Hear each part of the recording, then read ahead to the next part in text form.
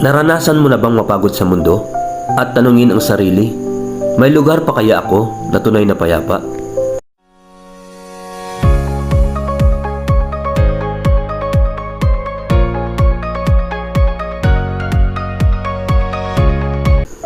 John chapter 14 verses 2 to 3. Sa bahay ng aking ama ay maraming tahanan.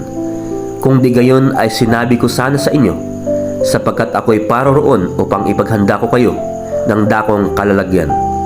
At kung ako'y pumaroon at kayo'y maipaghanda ng kalalagyan, ay muling paririto ako at kayo'y tatanggapin ko sa aking sarili, upang kung saan ako naroroon, kayo naman ay dumuon. Ang mga salitang ito ay hindi lamang para sa mga alagad noon, kundi para sa atin ngayon.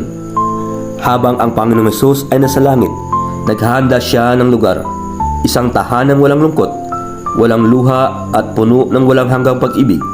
At isang araw, babalik siya upang tayo'y kunin at isama sa kanyang piling magpakailanman.